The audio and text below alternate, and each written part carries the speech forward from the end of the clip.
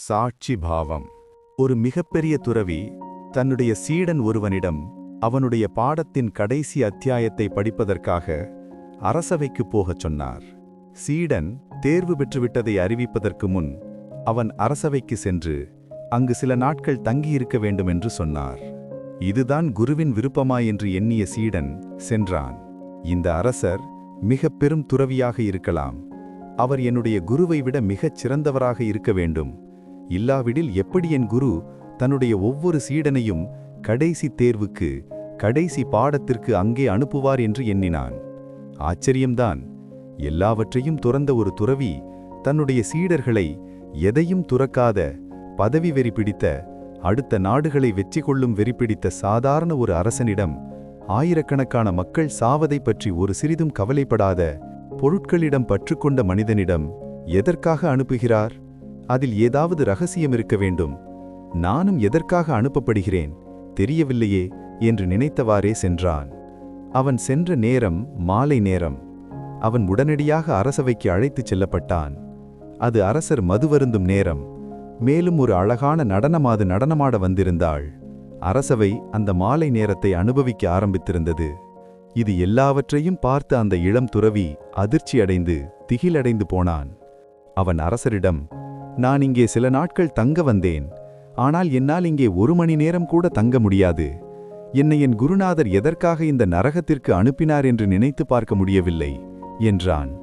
அரசர், உன்னை உன் குருநாதர் இங்கே அனுப்பினார் என்றால் அதற்கு ஏதாவது காரணம் இருக்கும். இவ்வளவு சீக்கிரமாக தீர்மானித்து விடாதே. 2-3 நாட்களில் என்ன நிகழ்ந்துவிடப் போகிறது? மேலும் நினைவில் கொள், இது உனது இறுதிகட்ட பரீட்சை. என்னுடைய அங்கீகாரம் இல்லாமல் நீ தேர்வடைந்தவன் என்று ஒருபோதும் அறிவிக்கப்பட மாட்டாய். நீ உன்னுடைய குருலத்திலேயேதான் உன் வாழ்நாள் பூராவும் இருக்க வேண்டி வரும். அதனால் நீ உணர்வுடன் பேசு. இங்கே 3 நாட்கள் இரு. நீ இங்கே என்னை மதிப்பிட வரவில்லை. நான் உன்னை மதிப்பிடவே நீ இங்கே வந்திருக்கிறாய் என்பதை நினைவில் கொள். இது மிகவும் அதிகம். எல்லாவற்றையும் துறந்த ஒரு துறவியை ஒரு அரசன் மதிப்பிடுவதா? ஆத்திரமடைந்தாலும் என்ன செய்வது? திரும்பி போனால் குருநாதர் மகிழ்ச்சியடைய மாட்டார். எப்படி இருந்தாலும் இங்கே இருந்துதான் தீர வேண்டும் என்பது உறுதி என்றால், எப்படியோ இந்த 3 நாட்களை இங்கேயே கடத்திவிட்டு இந்த தலைகணம் பிடித்த மனிதனிடமிருந்து வேண்டியதை சாதித்து சென்றுவிடலாம். அரசர் கூறினார். அமைதியடைந்து சுய உணர்வு கொள். முதலில் குழி. நீ வரப்போகும் செய்தி முதலிலேயே எனக்கு வந்துவிட்டது. அதனால் நான் உனக்காக எல்லாம் தயார் நிலையில் வைத்திருக்கிறேன். கவலைப்படாதே. இளமை அப்படித்தான். எதையும் சீக்கிரமே தீர்மானம் செய்யச் சொல்லும். தீர்மானம் செய்யாமல் இருக்க அல்லது உடனடியாக மதிப்பீடு செய்யாமல் இருக்க ஒரு சிறிதளவு அனுபவம் வேண்டும். நீ இதுவரை எதையும் பார்த்ததில்லை. இங்கே 3 நாட்கள் இரு. கவனி, பார். நீ மதிப்பீடு உன் வாழ்நாள் முழுவதும் செய்யலாம். அதில் எந்த பிரச்சனையும் இல்லை.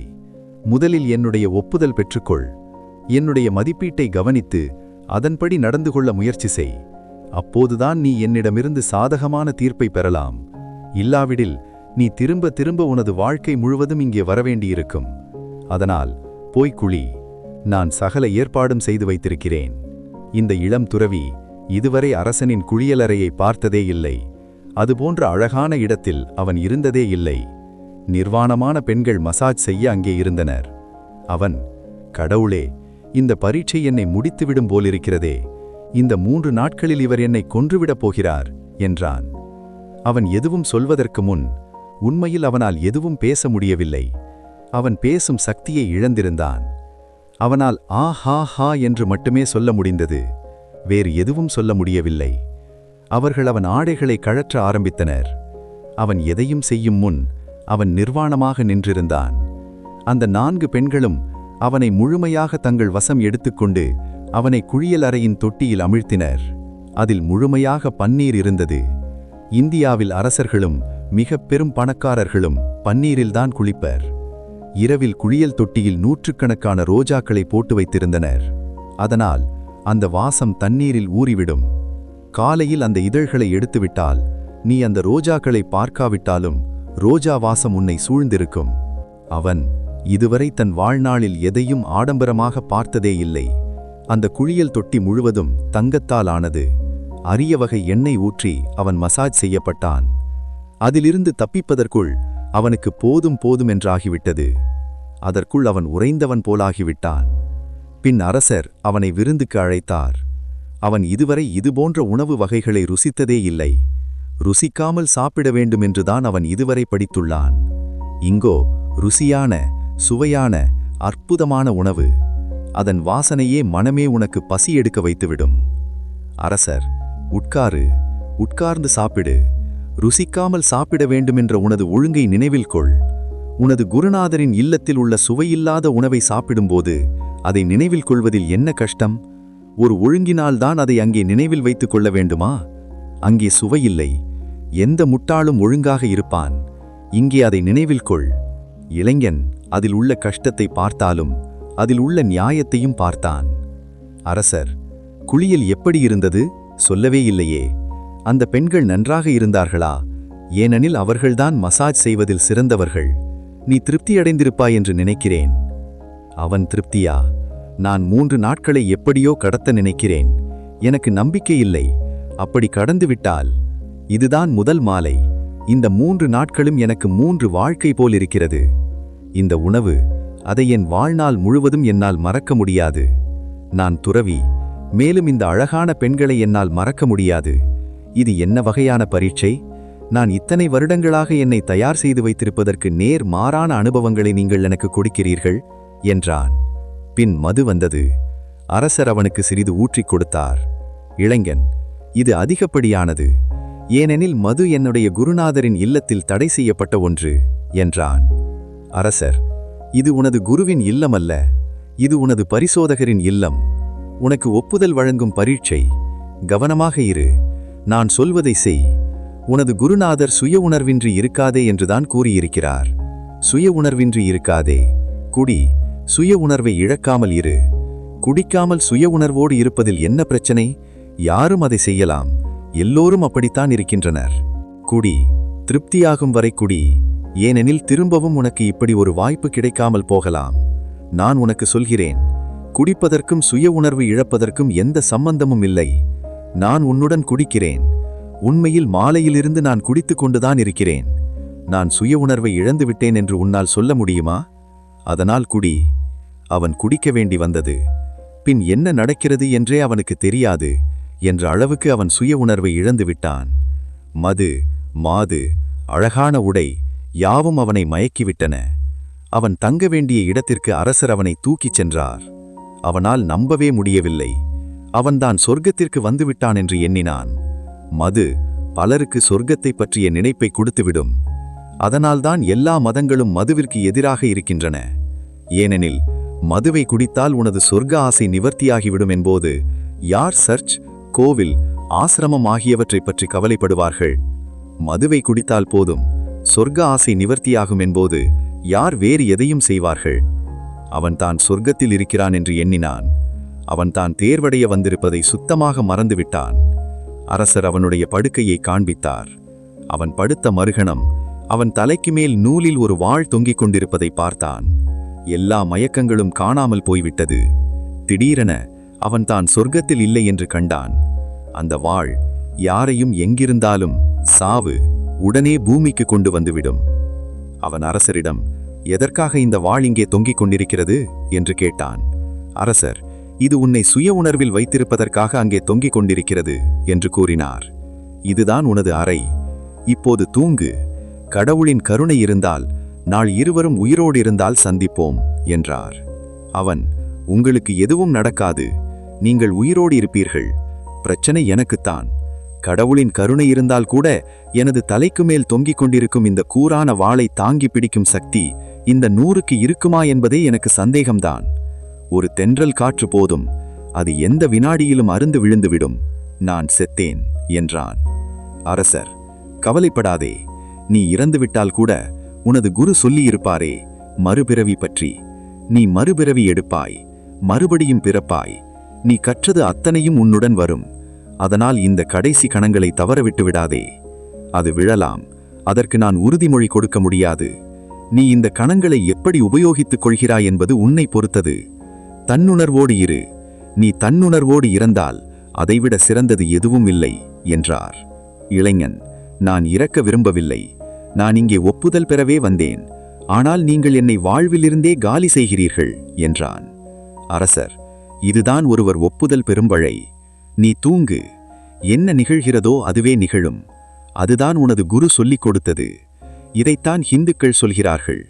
அவனின்றி அணுவும் அசையாது, ஒரு இலை கூட அவனது விருப்பமின்றி அசையாது. பின் எப்படி ஒரு வாள் உன்னை கொன்றுவிடும்? அதுதான் அவன் விருப்பமென்றால் வாளோ வாளின்றியோ நீ கொல்லப்படுவாய். அதனால் தூங்கு. நான் அப்படித்தான் தூங்கப் போகிறேன். உன்மேல் ஒரே ஒரு வாள்தான் தொங்கிக் கொண்டிருக்கிறது.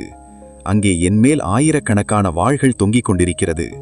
சீக்கிரமே என்னுடைய குரட்டை சத்தத்தை அடுத்த அறையிலிருந்து நீ கேட்கலாம் என்றார்.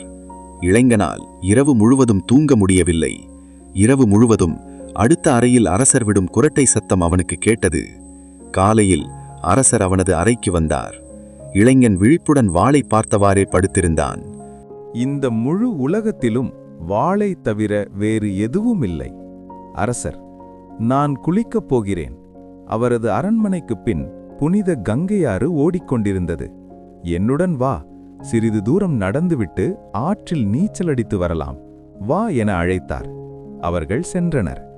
அந்த துறவியிடம் கோவணத்தை தவிர வேறு எதுவும் இல்லை. கோவணம் என்பது ஒரு சிறிய துண்டு துணியை தவிர வேறு எதுவும் இல்லை. தையல் ஏதுமற்ற மிக சிறிய உள்ளாடை. உன்னுடைய இடுப்பைச் சுற்றி ஒரு நூலை கட்டிக்கொண்டு அதில் முன்னால் ஒரு முனையையும் பின்னால் ஒரு முனையையும் கட்டிக்கொண்டால் முடிந்தது. தையல் ஏதும் தேவையில்லை. அதை எங்கேயும் எப்போதும் செய்யலாம். இதைத்தான் இந்து துறவிகள் அணிவர். ஏனெனில் தையல் சிக்கலான விஷயம். அதில் மற்றவர்கள் உதவி தேவை, பணம் தேவை. அவை எல்லாம் தவிர்க்கப்பட வேண்டும். இந்து துறவி எல்லாவற்றையும் எவ்வளவு முடியுமோ அவ்வளவு தவிர்க்க வேண்டும். ஒரு பிச்சை பாத்திரம், அதுவும் உலோகத்தாலானது அல்ல, தேங்காய் மூடி, அதுதான் பிச்சை பாத்திரம். அதை உன் கையோடு கட்டிக்கொண்டால் முடிந்தது. பிச்சை பாத்திரம் போலவே உன் கோவணமும். ஒரு குச்சி, எதற்காக குச்சி என்று வியப்படைவாய்? அது இந்திய நாய்களுக்காக. அவை சீருடைகளுக்கு எதிரானவை. துறவியின் சீருடை பெரிதாக இல்லை என்றாலும் சீருடை சீருடைதானே. பிச்சை பாத்திரம், கோவணம், ஒரு குச்சி ஆகிய இவையே அந்த இளைஞன் தன்னுடன் கொண்டு வந்த பொருட்கள். காலையில் அவன் அந்த 3 பொருட்களையும் திரும்பவும் எடுத்துக்கொண்டான். ஏனெனில் அரசர் கொடுத்த மிக மதிப்பு வாய்ந்த ஆடைகளோடு உடையோடு வெளியே வர அவனுக்கு மிகவும் தர்ம சங்கடமாக இருந்தது. அவன், அரண்மனையில் இருக்கும்போது நான் அவற்றை அணிந்து கொள்கிறேன். ஆனால் வெளியே வரும்போது அவற்றை நான் போட்டிருப்பதை யாராவது பார்த்துவிட்டால் அது எனக்கும் உங்களுக்கும் சங்கடமாகிவிடும். அதனால் நான் என் கோவணத்தை கட்டிக்கொள்கிறேன் என்றான். அரசர், அது உன் பிரச்சனை என்று கூறிவிட்டார். ஆகவே அரசர் தனது ராஜ ஆடையிலும் இவன் தனது கோவணத்தோடும் சென்றனர். இருவரும் தங்களது ஆடைகளை கழற்றி கரையில் வைத்துவிட்டு குளிக்க நதியில் இறங்கினர். அவர்கள் குளித்துக் கொண்டிருக்கும்போது துறவி அரசரிடம், உங்களது அரண்மனையில் தீ பிடித்திருக்கிறது என்று கத்தினான். அரசர், நீ பார்ப்பதற்கு முன்பே நான் பார்த்துவிட்டேன். ஆனால் கவலைப்பட ஏதுமில்லை. இப்போது என்ன செய்ய முடியும்? அது தீ பிடித்துவிட்டது. கடவுளின் விருப்பமின்றி எதுவும் நடவாது. அதனால் கவலைப்படாதே, நீ குளி என்றார். துறவி, என்ன சொல்கிறீர்கள்? நான் என் துணிகளை காப்பாற்றிக் கொள்கிறேன்.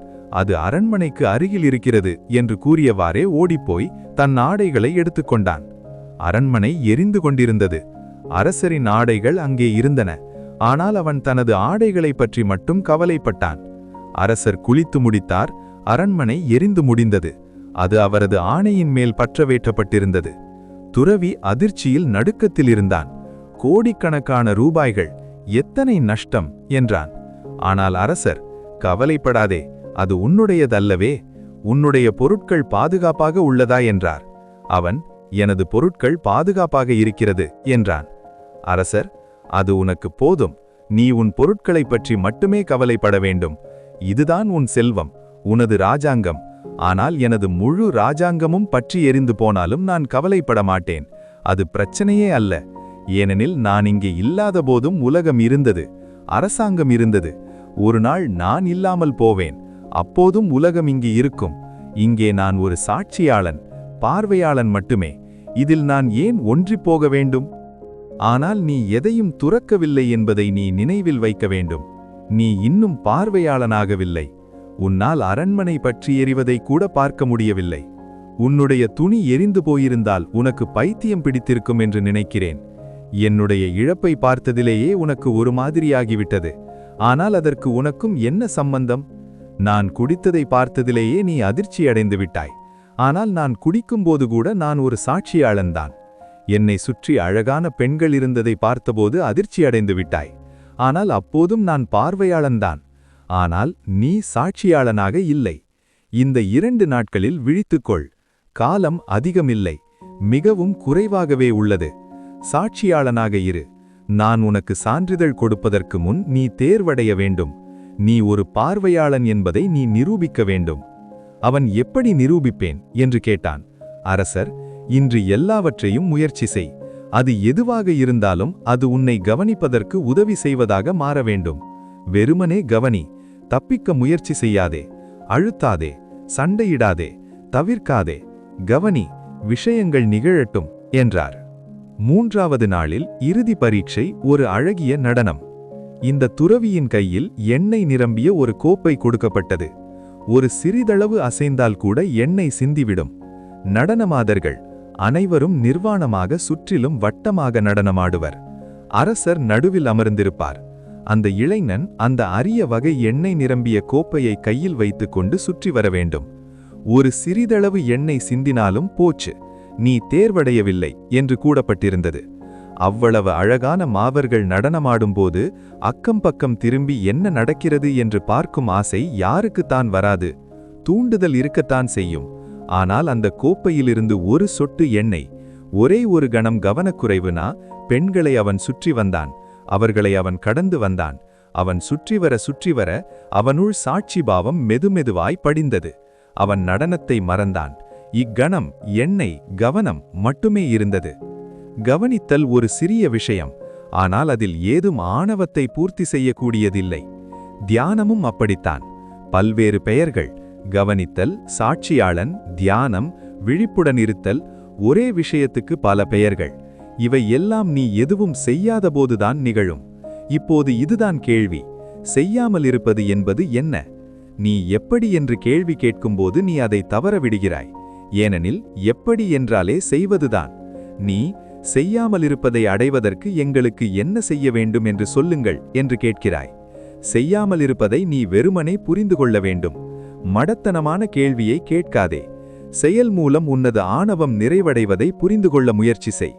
நீ எதை செய்தாலும், பிரார்த்தனை, பட்டினி, கோவிலுக்கு போவது, துறவியாவது, நீ எதை செய்தாலும் அது உன் ஆணவத்துக்கு தீனிவான். உன்னது ஆணவம் உனக்கும் பிரபஞ்சத்திற்கும், உனக்கும் உண்மைக்கும் இடையில் தடை. எதையும் செய்யாதே. நீ இந்த மடத்தனம் எதையும் செய்யாமல் வாழக்கூடாது. பசிக்கும்போது சாப்பிடு, தாகமெடுக்கும்போது தண்ணீர் குடி, தூக்கம் வரும்போது தூங்கு, விழிப்பு வரும்போது எழுந்துகொள். மற்ற எல்லாவற்றையும் மறந்துவிடு. தேவையான சிறிய விஷயங்களை செய். சாதாரண வாழ்க்கையை வாழு. நீ கண்டுபிடிப்பாய். ஜீசஸ், தேடு, கண்டுபிடிப்பாய் என்றார். நான் தேடினால் கிடைக்காது என்கிறேன். ஜீசஸ், கேளு, அது உனக்கு கொடுக்கப்படும் என்றார். நான் கேட்டால் அது உனக்கு கொடுக்கப்படாது என்கிறேன். ஜீசஸ், கதவை தட்டு, திறக்கும் என்றார். நான் கதவை தட்டினால் அது எப்போதும் உனக்கு திறக்காது. உண்மையில் தட்ட வேண்டிய அவசியமே இல்லை. கதவு திறந்துதான் இருக்கிறது. உள்ளே நுழை. சாட்சி பாவம் என்பது எதையும் துறப்பதல்ல, அதை பற்றிக் கொள்ளாமல் கவனிப்பது. செய்யாமல் இருப்பதே உயர்ந்த செயல். பார்வையாளனாக இருப்பதே விடுதலை. இங்கு அனைத்துமே என்னுடையது என்று பற்றிக் கொள்வதுதான் எல்லா துன்பங்களுக்கும் காரணம். இங்கு நீ இழப்பது எதுவுமே உன்னுடையதல்ல என்பதை உணர்த்தவே இந்த கதை.